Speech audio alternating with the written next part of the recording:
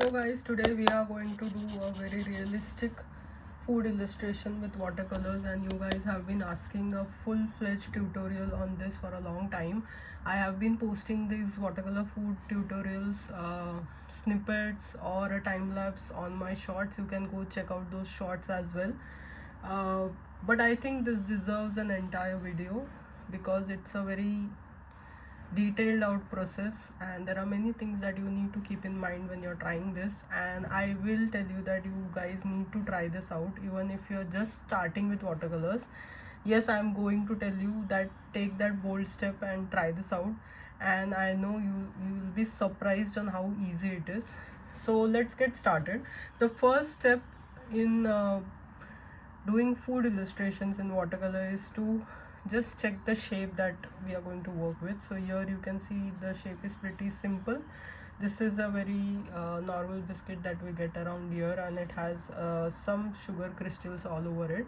So you can see this sugar crystals are shining a bit, so we'll get to that bit later. First let's get started with the shape. So I'm just going to put down exactly the shape that I can see, and I will tell you guys, if you're doing this for the first time, to do it just below your object, so in that way chances of you going wrong with the shape becomes very less. And always measure with your pencil, and I have taken this pencil here, so I know up to this mark it has to be the height. So I'm just eye gouging this. So yeah, this is here. I'm just drawing a very simple rectangle, if I might say so. Now there is a different shape in this as well, but we'll get to that later. Right now it's just a simple rectangle. I have to correct the angle and everything. It's a very rough one right now. As we move on, we'll just keep bettering this. So the shape is extremely important. Once you put down the shape, I'll just advise you to also stand up and look at your painting from above, because that also makes a lot of difference in perspective when you're doing something. So yeah, I think we have got it more or less. Now before we move on to the next part, I want you guys to know why I'm using this pencil in particular. This is a normal orange colored pencil, like pencil colors that you get, and I use this because it's very easy to blend into your paintings in watercolors. And if you're using the lead pencils that come in black color, it becomes slightly difficult to merge them when you're painting with lighter shades like these. So I always prefer using these kind of pencils. Even yellows work very well, but right now I had this lying around, so I've used this. So once you're down with shape, now we are going to go into the particulars of the shape. So here there is a rectangle, but there is a design outside this. So now we are going to roughly do this, so that once when we are painting, we have an idea of where our paint needs to move. So we are trying to do as much to make it as much similar as whatever we are looking at right now. So you don't need to worry about this much, because I'm sure that you all are going to get this extremely right when you are going to do it, because it's not rocket science. So we are done with this as well. Yeah, so the next step in this is identifying the colors. Here you can see that there are very less colors compared to brown, and many of you might say that it's just brown, but I will differ here. You can see lighter shades of brown here, and the brown here is even darker. So what I identify when I look at this is that it has yellow tones, undertones, and also burnt sienna, that is brown color, and you can also use mustard yellow somewhere in the concoction. And there are also these 3 dots. So these 3 dots are extremely important for us to bring out the realism in this biscuit, Why? Because those are the points that are going to showcase the texture of the biscuit. These dots are dark in the center and they have lighter tones around them, and that's how they express that they are deep enough. So when we are painting, we need to keep this in mind as well. So yeah, let's get started with the color mixture first. These are the three brushes that I'm going to use. So the big one, I'm not sure if I'm going to use this one. I'm going to use this one and this one. I always prefer using mop brushes even for the smallest of my paintings. So let's get started.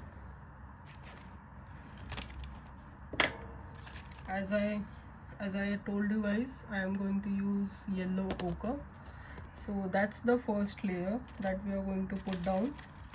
Then there is burnt sienna. Of course we need burnt sienna, and in this mixture I really feel we need to use a little bit of light yellow as well. So I'm going to use this gamboge as well. Let's see where these colors take us. I'm not very sure right now of the color mix, but I will as soon as I move ahead with this painting. So this is my palette. It's extremely rubbish, but I like to use my watercolor palette as it is, because this gives me shades that you never come across even if you're mixing it a lot. So I love to use this when I'm doing urban landscapes and leaves and all that stuff, and it's really helpful in those times. So it's very important to know which layer of color is going to go when. So here we are going to put down the lightest color first. So I am going to put down this yellow first. This will be followed by the yellow ochre, and this will be followed by burnt sienna. Okay, so yeah, that's what we are going to follow. Always maintain the perspective so that you can follow your object as closely as possible. In watercolors, you guys know that we always go from light to dark, and that's the reason I'm going to apply the yellow first. And maybe it's not going to even affect the final painting, and maybe you won't even see it, but watercolors work in a mysterious way. So I always find it better if I use combination of three colors rather than two, and these are the three closest that I could find. So here we are going to just go in wet on dry, as you might have heard. Just putting the yellow down. No stress on this one, guys. Just put down the color and make sure that you are filling all the shapes here. It's a very light layer, as you can see. You can barely see actually. So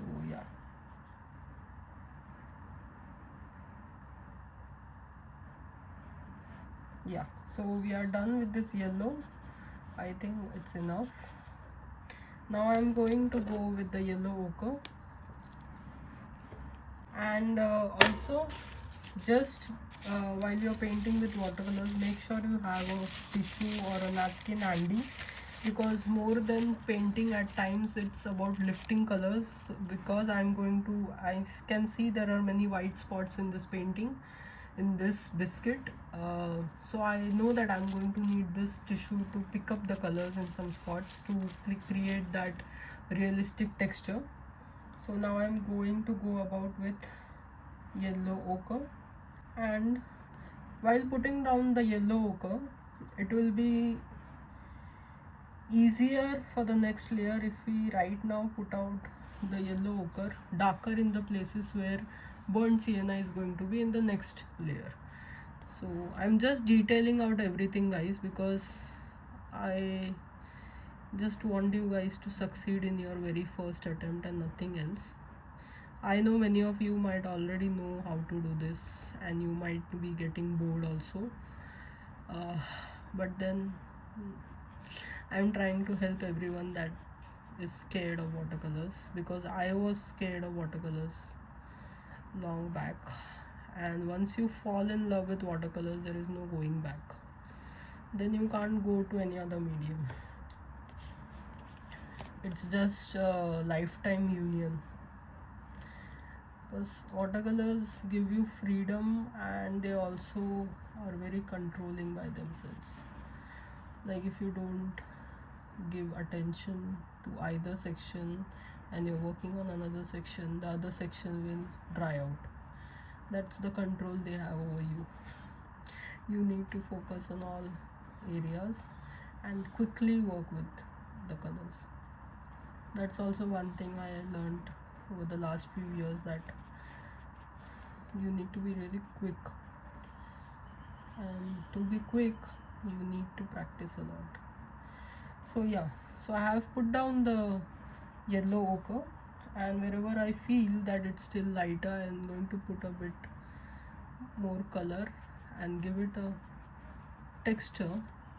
Now when I'm putting down this darker shade, I'm taking more color on my brush and I'm just dabbing it around, because I know when this spreads it's going to create a texture, and I'm more interested in that texture rather than the darkness of the color, because I need more texture to showcase the tiny bits of the biscuit.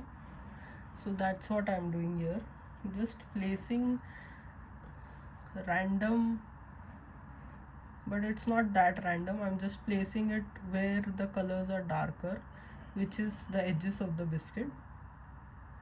Now you can paint this in many other styles as well, you don't need to go realistic, but since you guys liked my shots so much, and many of you even commented on them that we need a full-fledged video, so I am making a video on the realistic one. You can also make this look like an anime biscuit or something like that, and you don't need to, you know, go in so much for the texture and everything.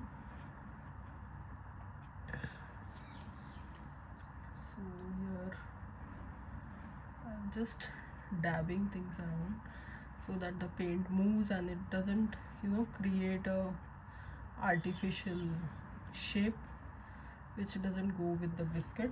So now we'll have to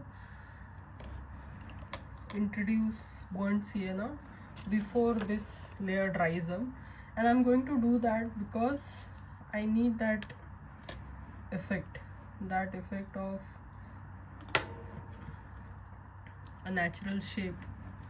So I'm going to use light layer of yellow ochre and see what happens. I'm going to introduce it to the edges first, because those are the darkest section of this biscuit. Now here you can notice that I'm pulling the color inside and I'm not painting it like this, I'm painting it inwards. That's because that's the way the biscuit is. It's darker outside and then it's lighter on the inside, so we need that texture inside, and that's the reason I'm pulling the color inside. And while you are doing this, I would recommend you guys to use thick watercolor paper for this. Here I'm using 300 GSM thick watercolor paper. So the beauty of this paper is that it absorbs a lot of water, of course, and it also allows you to change your painting once it has even dried up. So it gives you a lot of freedom in that sense. Okay, so here you can see that I am trying to create those edges here, just like the biscuit has in the reference. Now I'm going to go with the same yellow ochre but for the entire biscuit. So here you can see why I had applied the earlier lighter version, right? Now what I'm going to do is a bit crazy, but I'm going to add a little bit of blue that is lying on here in my palette to the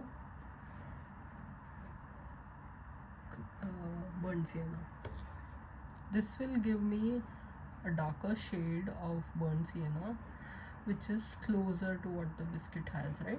So if you guys see now, it's starting to look like the color that the biscuit actually has.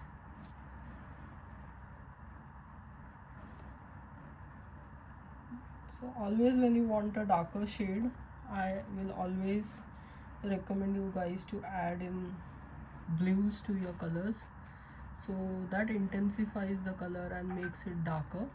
And when you introduce black, it just ruins the entire palette, because it's just black, the black takeovers everything else. So here we have introduced the blues. So just going over the edges again. Don't need to, disturb the color much. Just move it around a bit, and it's going to settle wherever it wants to settle. So don't worry about that. Just make sure you maintain the dark and the light tones. Wherever it is dark, you have to make it dark. That's what I'm doing. I need a little more darkness here at the top.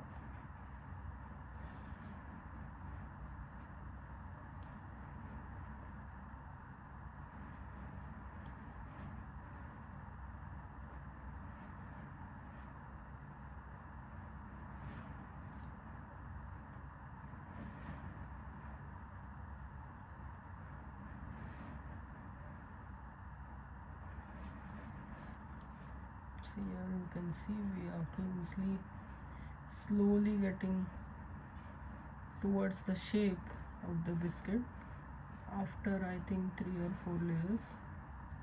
Now we are just going to try and match the colors and the textures. We are halfway there now. Now we'll let this dry a bit for like 10 minutes maybe, and we'll get back to this. So this is after 15 minutes and we are getting back to the painting. Now we are going to get serious with the dark tones. I am just mixing a little bit of burnt sienna with blues here, so it gets darkened. And I'm going to start again with the edges, because you see the edges are darker, even darker than the ones that are right now visible.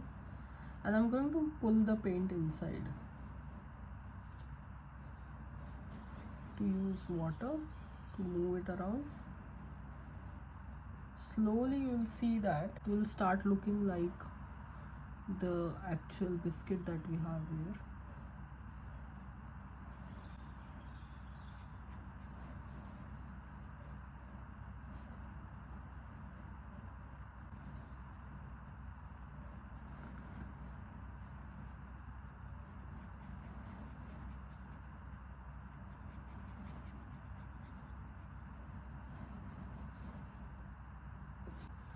So here I'm just trying to darken this area as well. Now you can see a lot of texture is being created, though it's looking a lot darker right now. Once this dries, it's going to look lighter. So, and the aroma of this biscuit right now is making me really hungry. And don't forget the edges, because the edges are also darker. So yeah, here we go over the edges again.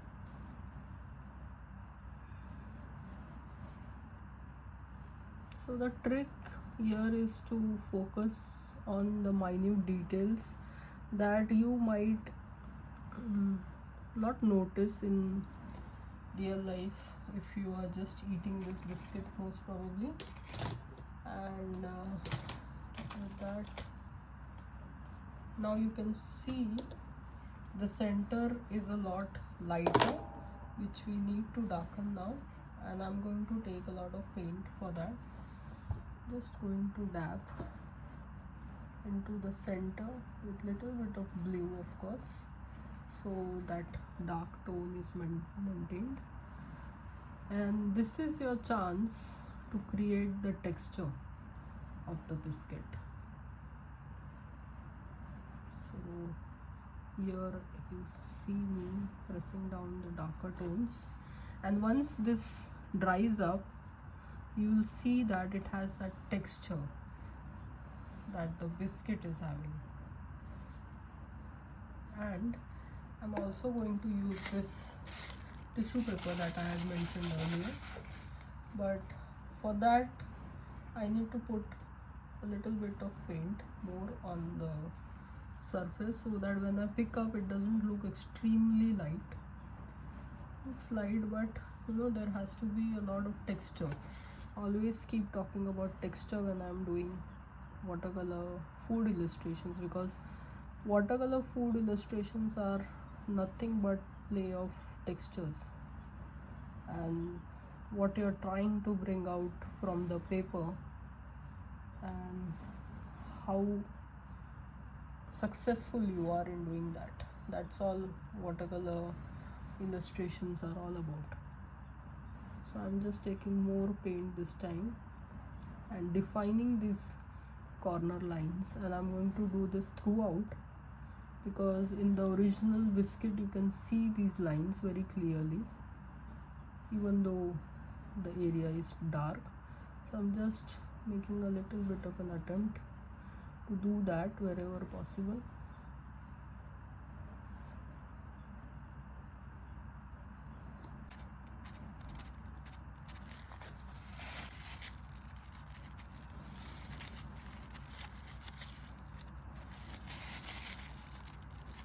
So we'll let this dry as well, and we'll come back to this for painting the sugar crystals, and we are going to put on some final touches which is going to complete this sugar coated biscuit.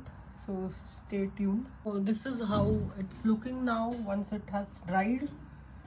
Now our next aim is to create these small dots. As I had mentioned before, these are extremely important to take this to the next level where it shows the texture and the height and the depth of this biscuit.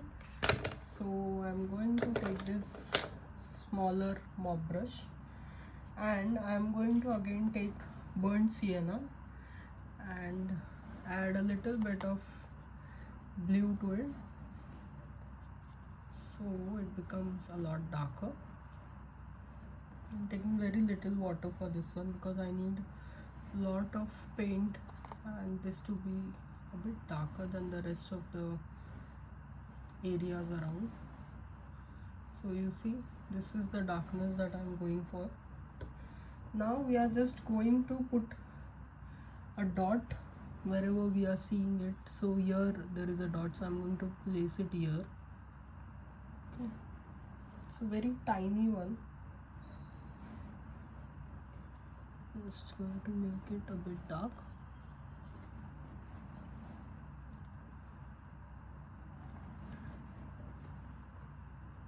So here you have your first dot.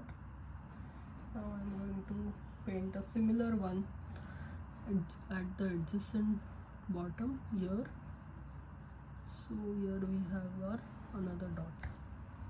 Okay, to make it a bit darker. And the third one is on this side if I'm not wrong. Yeah, third one is here and the fourth one is here, but it's not visible because of the sugar granule. So here are the 4 dots. Now since you guys can see it's not very visible, the dots are not that visible, so for that we are going to use this pick up technique of picking up color. So here I'm just washing my brush and dabbing the excess water. I'm taking very little water on the brush, and now I'm going to give you a closer look for this because I think you guys need to watch this. So now I'm going to dab the water around and move the paint around this circle so that it looks like it's lighter around the circle. Got it? I'm going to also dab some paint around so it's lighter but you have some paint coming out of it. Okay, now the same thing I'm going to do here. Going to go around this circular bits, going to dab it. Here I think the circle has lost the darkness, so I'm putting a little bit of dark tone here. The third one we are going to do the same thing. Very little water on the brush, just move it around. You have that hollow space created. Need to darken this bit as well. This dot is not dark enough. Just going to place darker bit here. So now this, as you can see, it's already giving it a very realistic look, right? Because you see those bumps and those hollow shapes. Somehow this makes it look like a hollow shape. Done it here as well. So it's complete, and here I think we need a bit of darkness around, make it pop a little bit more. So I'm now going to mix this in the space around, so it doesn't look that circular and gives it a natural feeling. Now the next step is also very interesting. We are going to use white acrylics, and yes, I'm going to paint it, the sugar crystals, I'm going to paint it right now with the white acrylic when the watercolor is wet.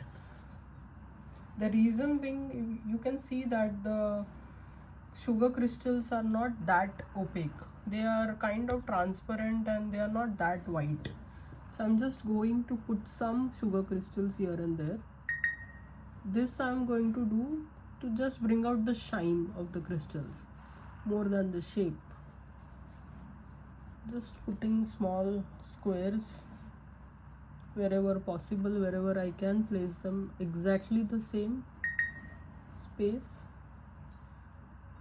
and they will look really nice when you make them on the darker areas. So here I'm just putting a few on the darker areas, and I'm going to leave some like these. I think I should just zoom in. Yeah, so I'm just going to leave some like this without filling them, because that also creates that opaque feeling. So here I'm going to put one, but I'm not going to fill it. Here there is a random one, but not of a particular shape. Here there are two sugar crystals, so I'm just trying to put that. You can also put a little bit of water onto this, that might also help. I have not tried it because the base is watercolor. I am just very careful whenever I am using water. So these are the sugar crystals. These are very tiny, so you don't need much details in them. Just make sure that you make some squares. That's what the original biscuit has, and you don't need to place them everywhere like the original. You just need to place them wherever they are, just right in front of your eyes.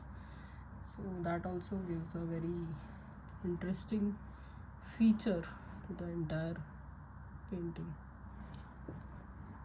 I've always liked food illustrations more than urban sketches or paintings, and I've always ended up painting food illustrations in watercolor. I don't know why. Tell me in comments what you like the most to paint in watercolors. Is it mountains or valleys or flowers or food or portraits for that matter? I'm just not very good at watercolor portraits or portraits for that matter. So yeah, so here again there is something that is missing. The texture of the biscuit is still missing, that we'll get on to in a few seconds. Before that, I just want to place this minute dots everywhere because those are a bit tiny things that are going to pop in the end. And believe me, even if you think that this is waste of time and it's not going to be visible, it is visible in the end. So here I have put down the sugar crystals, and now for the last and the final touch, I am going to go over some areas and put down the texture. Now what is the texture? The texture is exactly these points and these abstract lines that you see. Here there is a dot, there is a dot here, there is a dot here, here there can be a line, there is a dot here, there is a line here, there is a line here. You can just dab this brush, so this gives a bit of texture again to the biscuit. I know you are going to go over the white parts, and please don't be worried. So here we completed, and wherever you feel there needs to be a bit of more color or the last final changes, this is the time that you do it. And to make it more realistic, you can also paint the shadows. So I'm just going to take a little bit of burnt sienna and I'm going to go over here and paint a very light shadow. Even though it's not going to make a difference instantly, but for the onlookers, when people see it, it looks really nice and it gives the base a little bit of substance. So it's always nice to have a shadow. And also use grays in this, but I prefer using the same colors, so it's less complicated that way.